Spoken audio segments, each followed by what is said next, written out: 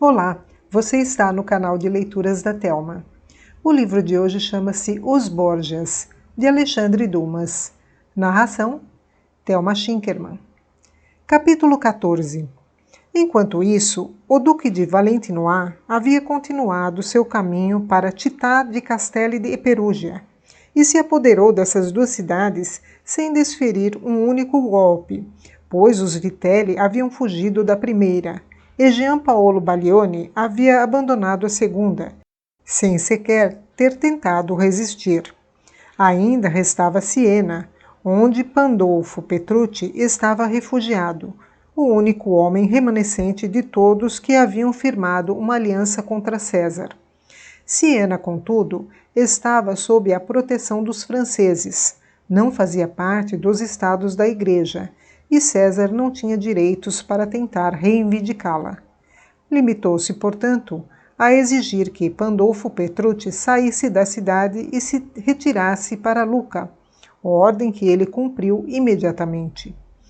Nesse lado, tudo estava em paz, e a Romanha se encontrava completamente subjugada. César resolveu retornar a Roma para ajudar o Papa a se livrar do que havia restado dos Orsini.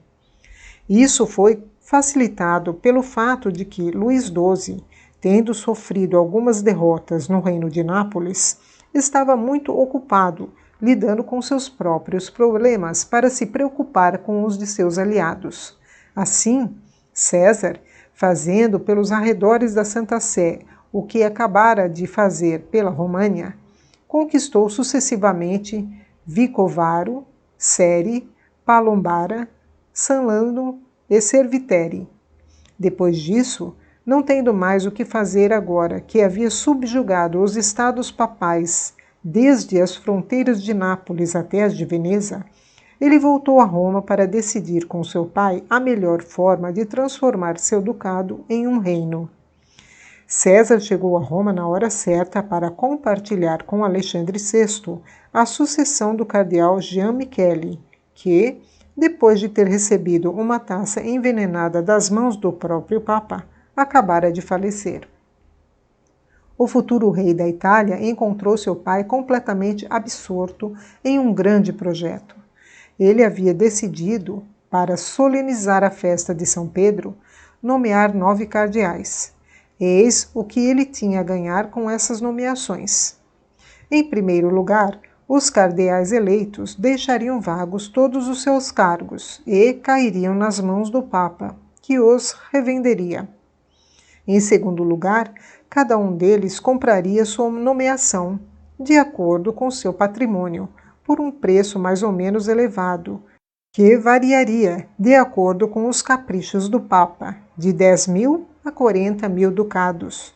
Por último, visto que, de acordo com a lei, os cardeais haviam perdido o direito de fazer testamentos, o Papa, para se tornar seu herdeiro, só precisava envenená-los, exatamente como um açougueiro que, em caso de necessidade, corta a garganta da ovelha mais gorda de seu rebanho. As nomeações foram realizadas e os novos cardeais eram Giovanni Castellar Valentino, arcebispo de Trani, Francisco de Remolins, embaixador do rei de Aragão, Francesco Soderini, bispo de Volterra, Melchior Copes, bispo de Bressanone, Niccolo Frietti, bispo de Frejus, Francesco de Sprati, bispo de Leone, Adriano Castellense, clérigo da Câmara, tesoureiro-geral e secretário de breves pontifícios, Francisco Lores, bispo de Elva, patriarca de Constantinopla e secretário do Papa, e Giacomo Casanova, protonotário e camareiro de sua santidade. Com o preço de sua simonia pago e tendo vendido os cargos vagos, o Papa escolheu os cardeais que pretendia envenenar. Decidiu que seriam 3, um antigo e 2 novos. O antigo era o cardeal Casanova, e os novos, Melchior Copes e Adriano Castellense, que havia adotado o nome de Adriano de Corneto, da cidade onde nascera e na qual, como clérigo da Câmara, tesoureiro-geral e secretário de breves pontifícios, havia acumulado uma imensa fortuna. Assim, quando tudo estava resolvido entre César e o Papa, eles convidaram os cardeais escolhidos para jantar em um vinhedo, perto do Vaticano, que pertencia ao cardeal Corneto. Na manhã daquele dia, 2 de agosto, enviaram os servos e os criados para fazer todos os preparativos. César entregara pessoalmente ao mordomo do Papa 2 garrafas de vinho misturadas com aquele pó branco, semelhante ao açúcar, de cujas propriedades mortais ele tantas vezes se fizera valer. Ordenou ao mordomo que servisse aquele vinho apenas quando lhe fosse solicitado, e somente para as pessoas por ele indicadas. O mordomo, portanto, colocou as garrafas de lado em um aparador, alertando aos garçons que não encostassem nelas por nada neste mundo, pois aquela bebida estava reservada para o Papa. De acordo com os escritores contemporâneos, os Borgias tinham 2 tipos de veneno, líquido e em pó. O veneno em pó era uma espécie de farinha branca, quase impalpável, com gosto de açúcar, e chamado de cantarela. Sua composição é desconhecida. O veneno líquido era preparado, segundo os relatos, de uma forma tão estranha que não podemos ignorá-la. Repetimos aqui o que lemos e não nos responsabilizamos por nada, para que a ciência não nos desminta.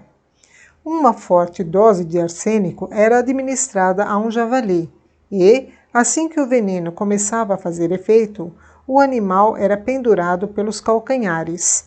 Seu corpo era acometido por convulsões e de suas mandíbulas escorria uma espuma mortal e abundante.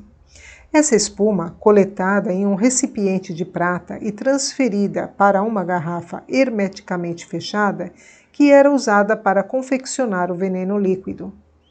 Ao anoitecer, Alexandre VI saiu do Vaticano apoiando-se no braço de César e dirigiu-se ao vinhedo, acompanhado pelo cardeal Carafa. Porém, como fazia muito calor e a subida era bastante íngreme, o Papa, ao chegar ao topo, parou por um momento para retomar o fôlego. Quando levou a mão ao peito, percebeu que havia esquecido, em seu quarto, uma corrente que sempre usava no pescoço, da qual pendia um medalhão de ouro contendo a hóstia consagrada.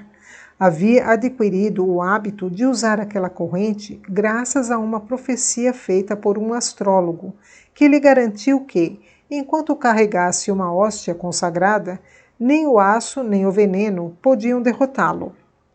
Não querendo ficar sem o talismã, ordenou ao Monsenhor Carafa que voltasse imediatamente ao Vaticano, explicando-lhe em que parte do quarto o havia deixado, para que pudesse pegá-lo e trazê-lo de volta o mais rápido possível.